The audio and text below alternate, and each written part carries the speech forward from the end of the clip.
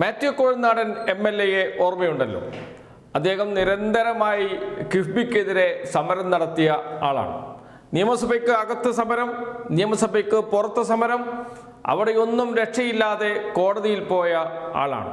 Masala bond വിഷയത്തിൽ വലിയ പ്രതിഷേധം ഉയർത്തിക്കൊണ്ടുവന്ന ആളുകളിൽ ഒരാളാണ്.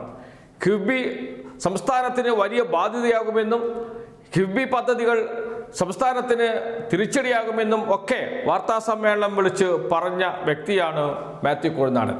അതേ മാത്യു കൊഴുന്താടൻ കിഫ്ബിയുടെ ഭാഗമായി മൂവാറ്റുപുഴ നഗര റോഡ് വികസന പദ്ധതിയുടെ ഉദ്ഘാടന ചടങ്ങിൽ പങ്കെടുത്തു. മുൻ MLA ബാബു പോൾ കണക്കിന് കൊടുത്തു മാത്യു കൊഴുന്താടന്. കേൾക്കാം ആ വാക്കുകൾ.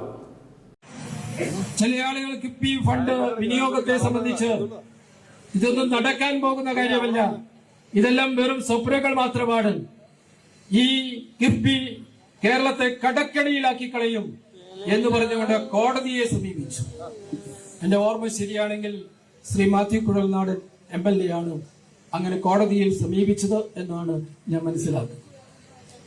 അതിനുശേഷമാണ് അദ്ദേഹം പറഞ്ഞത്, കോടതിക്ക് മനസ്സിലാകുന്നില്ല,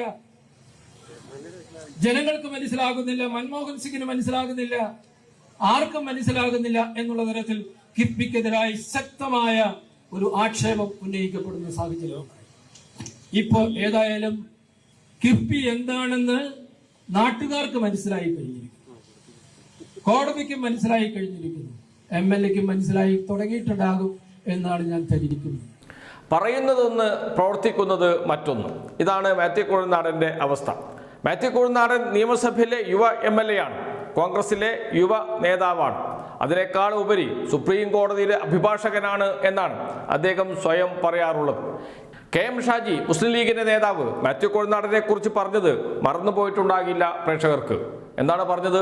വെറുതെ കളിക്കേണ്ട മാത്യു കൊഴുന്താടനോട്, അദ്ദേഹത്തിന്റെ കൂടെ കുറെ വക്കീലന്മാർ തന്നെയുണ്ട്, അദ്ദേഹത്തോട് കളിച്ചാൽ എന്ന് വെച്ചാൽ മാത്യു കൊഴുന്താടനോട് കളിച്ചാൽ തിരിച്ചടി കിട്ടും, കണക്കിന് കിട്ടും എന്നാണ് പറഞ്ഞത് അന്ന് KM ഷാജി.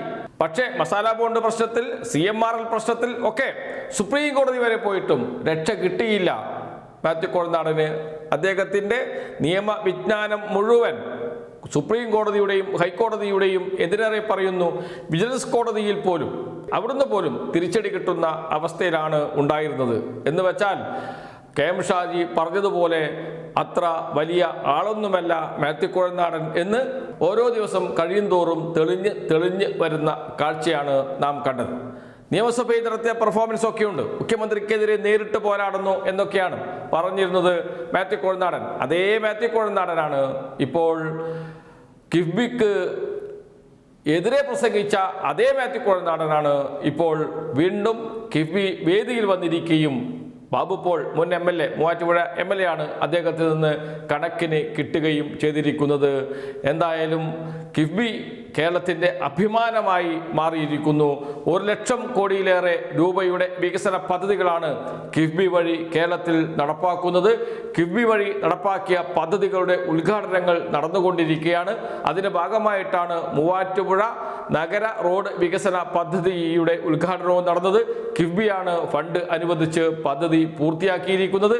ആ വേദിയിൽ വെച്ചാണ് ബാബു പോൾ കിഫ്ബി പ്രശ്നം ഉയർത്തി തന്നെ കിഫ്ബിയെ തകർക്കാൻ ശ്രമിച്ച ആളാണല്ലോ മാത്യു കൊഴുന്താടൻ എന്ന് പേരെടുത്ത് പറഞ്ഞ് വിമർശിക്കുന്നതും നാം കണ്ടത്.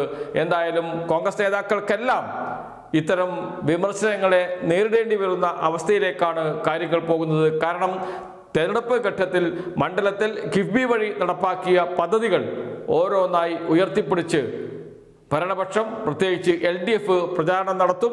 അത് UDFന്, കോൺഗ്രസ് സ്ഥാനാർത്ഥിക്ക്, UDF സ്ഥാനാർത്ഥിക്ക് വലിയ തിരിച്ചടിയായി മാറുകയും ചെയ്യും.